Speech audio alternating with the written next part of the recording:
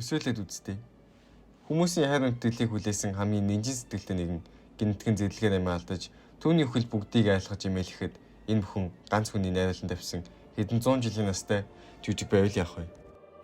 Түүнийг Айзен Соске гэдэг. Тэгвэл бурхны судлыг булаахын тулд өөрийн өхлийг хурамчаа зохион байгуулж түүхэндээ хамгийн аюултай бөгөөд сууд зарлиг чимээгдэж байсан нэг юм.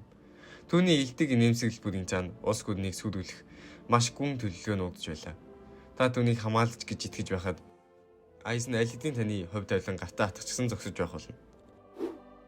Тэгвэл энэ очлын ертөнцийн хуулийг ганцаараа өчсөн ирэх юм бэ? Хүн төлөвлөлтний тоглоом шиг үдэтсэн тэхүү сууд нэгэн Айзен Сосектэй танилццгаая. Айзен Сосекийн Сөүл Сошидын Готе 13-ны 5 дугаар дивизийн ахмад бөгөөд гадна төхөн 50 найсыг хариуцлагатай харагдаг хүн байв. Түүний зан чанар нь ямагт тайван илдэг байсан бөгөөд доор ажиллаж байсан Шинигамийн итгэлийг бүрэн хүлээж авсан юм. Гаднаа бол зөвхөн итгэл хүлээх хүйц хариуцлагатай ахмад. Гэвч үнэндээ 100 гаруй жилийн турш илдэг Шинигами болж үжиглэж байсан бөгөөд нууцаар төлөвлөж олон нийтэд огт мэддэхгүйгээр аимшигтай туршилтуудыг явуулж байлаа. Оцоо өөрийн Кёко Сүгэц өгөх чадвараа байнга туршиж хүний сэтгэл зүг удирдах чадвараа хөгжүүлсэй байлаа. Тэг ахмад байхдаа Шинигаминууд өөрийн Шикаийг харуулж тэдний ирээдүйн төлөвлөгөөдөд бэлдэж байсан бөгөөд ийм л учраас Шинигаминууд олон удаа алдаа гаргаж Айзенд ялагдаж байсан юм. Энэ түүний бүх зүйл бол илв хүмүүс юуг үнэн, юуг худал гэж бодож байгаа мэддгүү гэсэн үзэл бодлыг бодтой батлах гол зэвсэг болж байлаа.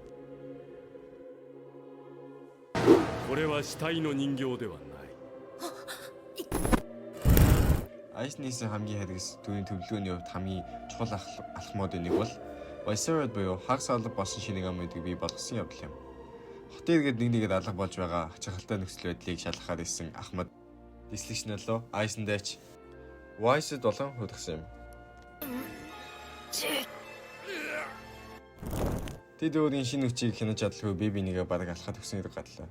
Энэ бүхний дараа Айзен Кисүкэ Урахараг гэмт хэрэгт буруутгаж түүний эсрэг шүүх болд өөрийн хуудамж нотлох байдлыг бэлдсэн бөгөөд Урахараа ангиснээр Сентал 46-гийн буруутай юмыг ялагдаж Гёричигийн тусламжтайгаар зогтох шаардлагатай болсон юм. Ийхүү Айзен нэг дор хэд хэдэн хүчирхэг дайсан устгаад буснаас хөргөж чадлаа. Харин үүний дараа Айзен өглөө хурамчаад үлдэж Сөүл Сошидэд орохч байгаа мэт харагдсан. Мөн Айзен Сентал 46-г устгаж Хогекуг аваад зүгтэх боломжийг бүдүүлв. Ингэснээр Сөүл Сошидэг удаан хугацаанд эмх замраагүй байдлаар болсон. Энэ зөвхөн хүн алах биш, системийг дотоос нь нэвтрэх нарийн боловсронгуй төлөвлөгөө юм. Дараа нь Хогекуг олж авснаар Айзен улам дээд хэлбэж хилжиж Аранкаар нарийн байгуулан Хукомонд ил авсан бөгөөд Сөүл Кингийг устгаж бүхэтэнцийн дээр гарах зорилгоо биелүүлэхийн тулд Готе 13-тай дайн зарлав. Хогекудад нэгдснээр Айзен бараг ялагдчихгүй болж Хукомондод Лас Ночес цайзыг эзэлж хаан суудалд суулаа. Айзны ирэхээс өмнө Яханхуй ертөнцийн хамгийн хүчрхэг хоолой болох Бараг нь Люс Барн үддэж байсан ч Айзен өөрийн зампогтой болох Кёко Сүгэцгийн төгс хурмыг үзэгдэл болон асыг дарамт чахалтаар Барагныг хялбархан болгож авсан юм. Ингэж Лас Ночес одон өөрийн бааз болгож Ханхуй ертөнцийн цорын ганц хэмжээшгүй ирэхэд хаан болов.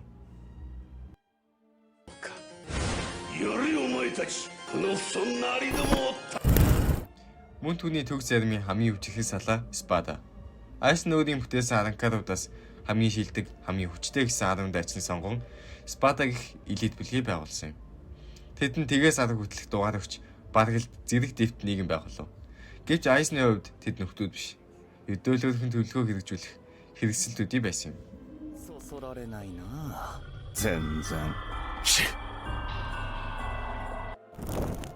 Айзен Орохимиг хулгайлж Куросаки Ичиго болон сүнсний нийгэмлэгийн ахмадуудыг Хукомондо татан оруулав. Ингэснээр дайсны хүчийг хол хувааж гол дайчдыг нь тэнт өгч чадсан бөгөөд өөрөө жинхэнэ тулааны талбай болох Каракура хотод саадаг очиж чадсан юм.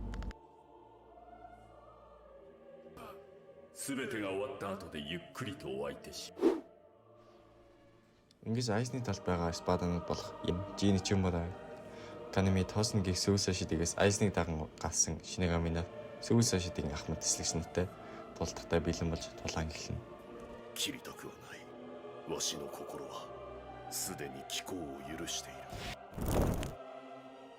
Бүх зүйл нэгдүгээр Спада Стакаас эхэлсэн. Кюрикус ший төнийг зампагтайгаа шилэн араас нь хутгалж чадсан юм. Гэтэ Стакийг жинхэнэ утгаар нь удаасан зүйл байл. түүний нөгөө ахс хамтарч Жилиний өглөөлөө. Учир нь Старкийн туйлын хүч хоёр өвс хүнснээс нэгдэг байсан бөгөөд ханы алдсан Старк тулдах сэтгэл зүгүүгээр ганц адал дундаа унсан юм. Харин Бараг нь болохт өөрнө. Түүний Эспира буюу хөвшүүлэх өхлийн хүчний өмнө хинч зогсож чадахгүй байлаа. Гэл хайчиг нь өвшүүдэ маш аюултайч бүтгэж нэгэн арга ашигласан Барагны өхлийн хүчинд автсан өөрийнхөө гарыг таслан Кидоши дээр Барагны бид хийж ярихсан юм. Төгсгөлгүй цаг хугацааны хаан өөрийнхөө өхлийн хүчинд өөрөө уусч үгүй бол. Ночогийн би хатаа бөгөөд ялагдчихгүй мэт байсан ч Зараки Кимпачи, Зампокто Киндог хоёр гараараа байж нэг л цогцолт хийхэд Ночогийн би юугаа чигдсэн нөхөдчихгүй болсон юм. Кимпачи үргэлжлэл юм байдаг. Илдэв залгүй зөвхөн тулаан. Ганцхан цогцолтой хөв заяг нь шиддэг. Гринжо Ичиго хоёр маш олон удаа тулдаж байсан. Тэдний 3 дахь тулаанд Ичигогийн хоолой багны хэлбэр хит төвчгөөд бол тулаан Гринжо ялаглаад хүлээн зөвшөөрснөд дууссан юм. Магадгүй Гринжо харигстайсан байж болох бах. Гэхдээ Гринжо бол нийтдээ нэгтэй явах дайчин хүн юм. Үлхгээрээ хамгийн амар бөгөөд хамгийн ханагуй тулаан. Үлхгээрээ Ичиго хөнөөж цээжинд нь хоосон хүлдээсэн юм. Гэвч Ичиго ухаангүйгээр туйлын хоолой Уасталуудад илбэж хэлчихэд Үлхгээрээ өндөлд анх удаа давагдчихгүй ялагдчихгүй хүчний өмнө айц гэж юу болохыг мэдэж би энэ үнс болон ялагдав. Тэр өхөхийн өмнөхөн өрхэмээр гадаа сунгахдаа хүмүүсийн яддаг сэтгэл жиг болохыг жинхэнэ утгаар нь ойлгосон баг.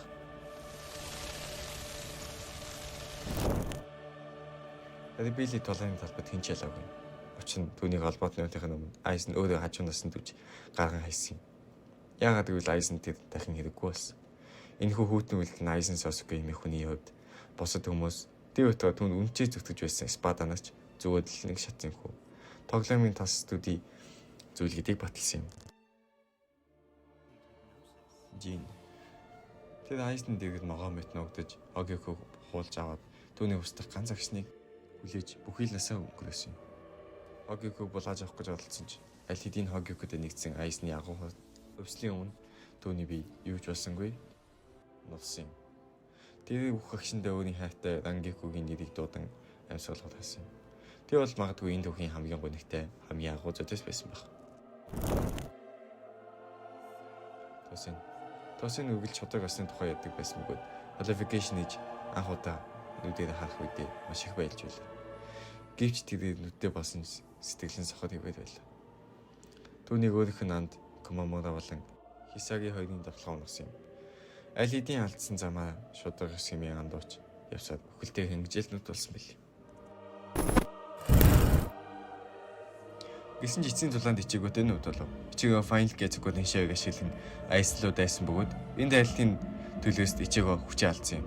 Гэвч энэ цохилт Айсны биеийг бос төгс төгөлдөө гэсэн итгэлийг нь анзаартай болгосон. Өөрийгөө босон мэт үзэж байсан үдэлтэнд гүнсэвс болгосон юм. Дараа нь Кисуки Урахарыг өмчлөн бэлдсэн ласлаг гээд өтгчиж Айсны хөдөлгөөнг болгов. So you saw it, didn't you? The Soul King is the keystone to it all. Without that keystone in place, the system would fall apart. Хогёкон зүрхний гүнд нуугдсан үнэн хүсэл хариугдаг. Айсны хамгийн том алдаа бусдыг тооцоогүйдээ биш. Өөрийнхөө сэтгэлийн гүндэх ганцаадлыг ялагдахыг нууцаа хүссэн далд хүсдэг ойлгоогүй дөө шүү дээ. Тэрээр бусдын сэтгэлийг уншиж удирдах чаддаг байсан ч өөрийнхөө зүрхийг уншихаас зайлсхийсэн. Энэ утгаараа Айсен Сосуке зөвхөн Бличийн гол дайсан биш. Хүний ганцаадл их мэдлийн хоосон байдал өөрийгөө хурах хамгийн гүн цогц бэлэгдэл болдог.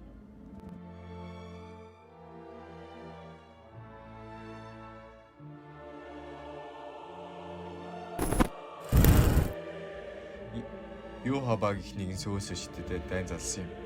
Дайны төгсгөлд Айсен бүрэн чиглэлэгдэж толооны талбад гаж иддэг.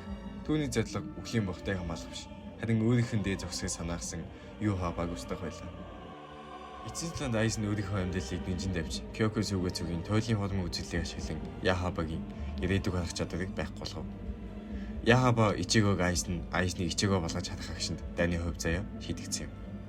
Айсны өөрийгөө өгөөш болгож өгснөөр Ичигод Яхабаг алах царийн ганц алтан боломжийг бүгдүүлж өгсөн юм.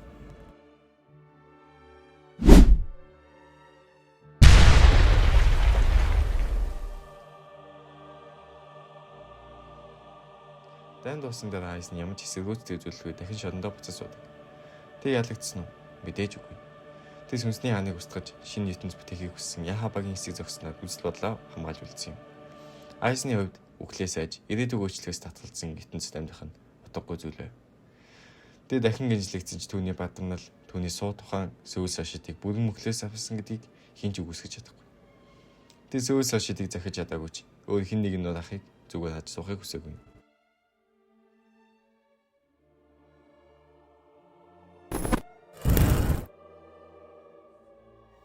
Кёкос үгэцүү. Түүний зампагт бол Кёкос үгэн хамгийн аимшигтай чадваруудын нэг.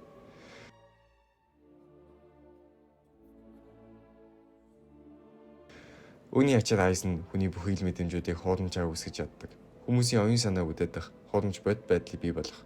Энэ түүний бүхнийг үдчилэн таамаглах хүсэлтэй шууд холбоотой. Хин ч юу үнэн, юу худал гэдгийг мэд ялгах боломжгүй. Мөн түүний биеийн байгалаасаа л өвдөлтөд өвчлөх бөгөөд тийм ч учраас Готи 13-ыг болж чадсан юм. Үүнээр нөхөн банкайтай гэдэг л түүнийг хангалттай үжихэг болгож байгаа. Айзен бол зөвхөн физик чадвараар бус тарих сэтгэлийн манипуляцаад давуу тал болдог нэг. Тэг бол улс төрийн хүч ихэх стратегч. Хинт ч мэдээлэлгүйгээр бүх нөхцөлийг үдчилэн таамагладаг нэг юм билээ. Айзен ерөнхий 5 дөрөвтэй бөгөөд бейсик шинийг хамын. Түүний дараа Крисалис тэгээд Хогёгийн тусламжтайгаар хувьсаж Аранка шиг шинэ хүч ихэх хэлбэрүүдээ шийдчихдэг. Эхлээд Butterfly. Тэгээд Monster болдог. Энэ түүний бараг л хөшгүй хязгааргүй болгоно. Харин дараа нь 1000 жил Bloodwater Mugen хөвөлөө шийддэг. Энэ шоронд орогдох хөвстэй Rachel хөвснээр үсэн хэлбэр юм. Айзен бол Bleach-д байтугай аниме ертөнцийн шидэг хэсгүүдийн нэг юм. Ингийн нэг ялагдчих биш. Тэг бол өөрийнхөө зохиос ертөнцид ялагдаж доор унсан бурхан байлаа. Хүчин лацлагдсан ч оюун санаа нь шоронгийн гаднаа шин. Түүний төгсгөл бол бүхэл биш. Харин төв завсарлага. Харанхуй шоронгийн гүнзч хаан мэдэсээр оргилд нь гараагүйч оргилыг хамгаалах нэгэн болсон мэт. Хамгаалж бас хүлээсээр.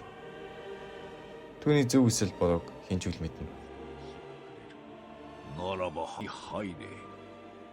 クインシーの王が私をバンデンライフに